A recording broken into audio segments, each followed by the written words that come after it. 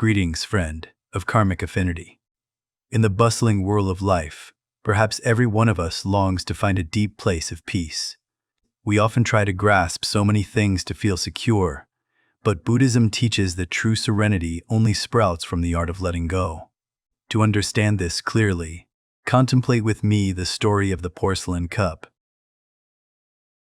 There was a Zen master holding a cup in his hand who asked his disciple to pour hot water into it. As the water overflowed, the heat burned his hand. The master immediately let go, letting the cup fall to the ground and shatter. He smiled and taught that when it hurts, one will naturally let go. We suffer because we keep trying to hold on to things that are burning us. But please understand correctly, letting go is absolutely not indifference, coldness, or escaping life. Letting go is an act of wisdom and compassion toward oneself. It is when you courageously set down the burdens in your heart, so your hands are free to receive happiness. The root of suffering, attachment. My dear friend, if you look deep into your sorrows, you will realize a truth. Most suffering does not come from external circumstances, but from the internal attachment within our minds. We cling to those we love, fearing separation. We hold tightly to golden memories of the past out of regret, or cling to expectations of a perfect future. Imagine life as a flowing river.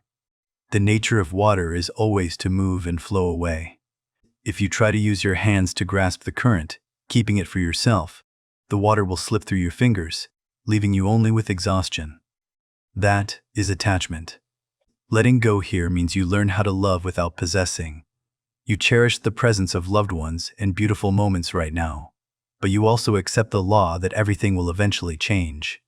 When you stop trying to control the flow, your soul will become as vast and free as the ocean, ready to receive everything that life brings. The power of accepting. Reality. Once you understand the origin of suffering, the next step on the path to liberation is learning to radically accept reality. There is a story about a Zen master and a young disciple. The disciple complained that life was full of injustice and pain. The master led him to the seashore, pointed at the waves crashing against the beach, and said, "You suffer not because these waves are violent, but because you stand there screaming for the sea to be calm. You suffer because you are resisting reality." My dear friend, most of our exhaustion comes from the inner self constantly resisting what is happening. When we encounter something displeasing, we often ask, "Why me? This shouldn't have happened." That very denial creates a conflicting energy that tears apart our inner peace. Imagine you are an archer. Once the arrow has left the bowstring, you cannot run after it to catch it or bend its flight path anymore. The event has already occurred. Your torment, regret, or anger is like trying to chase that arrow. It only brings despair. Acceptance here does not mean resignation or weakness. Acceptance is the courage to look directly at the truth and admit, yes, this has happened. And now, with the calmest mindset, what can I do? When you stop arguing with the past and stop resisting the present, a space of wisdom will open. Instead of asking, "Why me?" with a victim mentality, try changing the question to, "What lesson is this adversity trying to teach me?" Perhaps loss teaches you to cherish. Perhaps failure teaches you humility. Perhaps loneliness teaches you how to rely on yourself. When you change your perspective, every obstacle turns into a step helping you climb higher. The waves still crash, but you have learned how to surf upon them instead of letting them drown you. That is the freedom of one who knows how to accept. Faith in cause, conditions, and timing. After learning to accept, we need to cultivate another important quality for the soul to truly rest: faith in causes and conditions. There is a profound ancient story about the old man at the border losing his horse. When his precious horse ran away and neighbors came to offer sympathy, he only smiled and said, "It might be a blessing in disguise." A few days later, the horse returned, leading a whole herd of wild horses. Neighbors came to congratulate him, but he said it might not be a blessing. Then his son rode a wild horse, fell, and broke his leg. Everyone felt pity. But thanks to that broken leg, he escaped the draft and survived a fierce war. That story reminds us that human wisdom is very limited. We often see only a small piece of the big picture. What we consider a loss or tragedy today might be the beginning of a greater protection or luck later on. It is like the story of the butterfly cocoon. If, out of pity for the butterfly struggling to get out, we use scissors to cut the shell to help it, the butterfly will be born with shriveled wings and will never fly. The very process of painful struggling in the cocoon is when it pumps blood to nourish its wings to become strong. Everything in this world, from joy to sorrow, from meeting to parting, follows the laws of causes, conditions, and timing. A flower cannot bloom without enough sunlight. A sweet fruit cannot ripen without enough days. Letting go is placing full trust in the arrangement of the universe. You do not need to worry or force the current of life to flow faster. What belongs to you will come at the right time. The people you need to meet will appear at the right moment. When you trust in causes and conditions, impatience and fear will vanish, giving way to a deep peace because you know you are being supported and guided in the right direction by life. Meditation and the law of impermanence. My dear friend, to truly let go and trust, our minds need training, and meditation is the most wonderful method to do so. Imagine your mind now like a glass of water that has been stirred up, full of the silt of anxiety, anger, and calculation. If you try to use your hand to scoop the mud out, the water becomes murkier. What is the only way for the water to become clear again? It is to leave that glass still on the table. Do nothing. Over time, the heavy particles of mud will automatically settle to the bottom, and the inherent clarity of the water will appear. Meditation is the same. It is not about trying to control or suppress thoughts, but about sitting still and observing.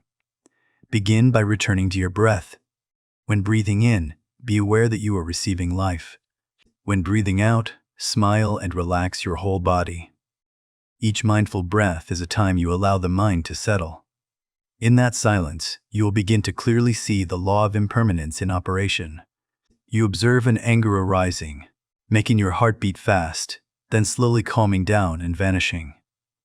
You observe a joy arriving, shining brightly, then also passing away. Every emotion, every thought has an arising and a passing. They come and go like clouds passing through the sky of consciousness. When you realize that transient nature, you will no longer cling to pain or become over-elated with joy. You become the vast sky that embraces all passing clouds without getting attached. Meditation helps you cultivate gratitude for the present and the ability to let go gently before every upheaval. That is the firmest foundation for a free soul. Releasing control to flow with life. When the mind is still and knows to trust in the law of impermanence, we naturally move to the sixth lesson, a most vital life skill to find peace, releasing control to flow with life. My dear friend, most of our anxiety and exhaustion comes from trying to steer things that are not within our authority. We want to bend the flow of life according to our own script, believing that if we don't control everything, it will collapse. But the truth is, control is just an illusion. Imagine you are standing on the edge of a deep abyss, looking down at a swift river below. On that river, there is a dry branch floating. If that branch tries to strain itself to swim against the current, or tries to cling tightly to a rock to resist the water, it will only be exhausted and crushed. But if that branch lets go completely, allowing the water to support and carry it, the branch will weave through every rapid, overcome every obstacle, and eventually flow back to the great sea. Your life is that very river, and you are the branch floating on it. Your task is not to try to control the direction of the river, nor to force results to go your way. Your task is to do your best with full intention and sincerity. After that, let go of the attachment to the result. Trust that the river of life has its own wisdom to take you where you need to go. Releasing control is not neglect or weakness. It is an act of extraordinary courage. When you dare to let go, you do not lose power. Rather, you reclaim all the energy previously wasted on anxiety and stress.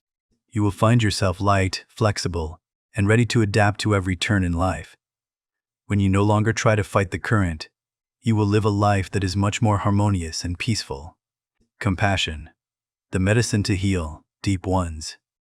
My dear friend, perhaps the heaviest burden we carry on our slender shoulders is not the pressure of work or finance, but the invisible boulders of self-blame, guilt, and lingering resentment. We are often very strict with ourselves, tormenting ourselves for past mistakes, or holding tightly to hurts caused by others as a way to protect our self-esteem. Imagine you are carrying a sack full of sharp stones on your back. Each stone is a self-judgment. Why did I do that back then? I am so incompetent. I am not worthy. You carry that sack everywhere, from the dining table to sleep. You think self-punishment is a way to atone. But in reality, it only exhausts you and prevents you from living fully in the present. Letting go here is the courage to take that sack off. Look at yourself with more tolerant eyes. Understand that the old version of you in the past did the best they could with the level of awareness and circumstances at that time. You deserve to be forgiven and loved, even with your flaws. Alongside self-blame is resentment toward others. The Buddha had a classic and very poignant example of this. Holding on to anger is like grasping a hot coal with the intent of throwing it at someone else. You are the one who gets burned first. Resentment is a poison we drink ourselves, while hoping the other person dies. When you refuse to let go of others, you are imprisoning yourself in the jail of suffering.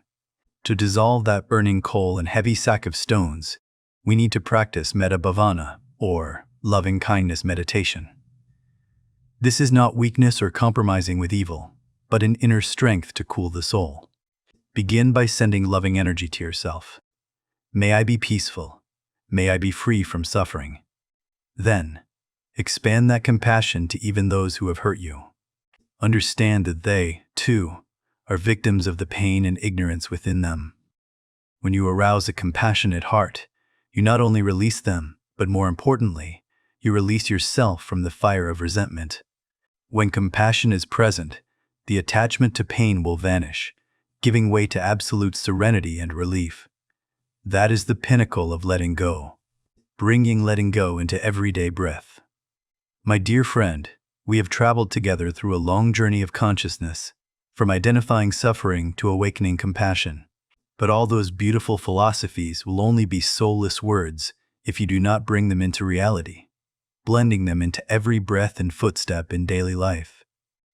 Buddhism is not a subject for research, but a path for practice. So how do we live with the spirit of letting go in a world full of busyness and pressure? I suggest a simple daily practice roadmap based on the 6 keys we just found. First is practicing letting go of the small things. Every morning when you wake up, instead of rushing into worries, practice letting go of something unnecessary. It could be letting go of an old item in the house, or letting go of a negative thought about yesterday. Practice opening your palm and telling yourself, "Today I choose lightness." Second is practicing acceptance of reality. When encountering something displeasing, such as a traffic jam or a harsh word, pause for 3 seconds. Instead of reacting with irritation, breathe and say, "This is happening. I accept it." That acceptance will immediately extinguish the fire of conflict in your heart. Third is nurturing faith in causes and conditions. When you feel anxious about the future, remember the story of the butterfly in the cocoon. Trust that every delay, every difficulty is a necessary preparation the universe has for you. Be patient with your own time. Fourth is maintaining the habit of meditation. Even if only for 5 or 10 minutes a day, spend time sitting still and observing the glass of your mind settle. Do not let the dust of the world cover your inherent clarity. The breath is the firmest anchor for you to return to for refuge. Fifth is practicing releasing control. In work or parenting, do your best with love, but do not clench the results in your hands. Let the river of life flow. When you control less, you will see people around you breathe easier, and you yourself will be happier. And finally, most importantly, is practicing compassion. Treat yourself gently. There will be days you do very well, but there will also be days you forget to let go, becoming angry or attached again. That is completely normal. Please do not blame yourself. Practice is not flawless perfection, but the persistence to return every time you go astray. Remember, every time you realize you are attaching and decide to let go, that is already a moment of enlightenment. Do not wait until the end of life to learn how to let go. Practice letting go bit by bit, starting right now, so that each passing day is a day you live fully in freedom and peace. I hope these shares will be precious provisions helping you find balance. If you feel this video brings benefit to the soul, please help me spread it by clicking the like and subscribe buttons. Leave a comment, sharing what you want to let go of most today. May you always have enough courage to let go and enough heart to love. Goodbye, and see you in the next videos.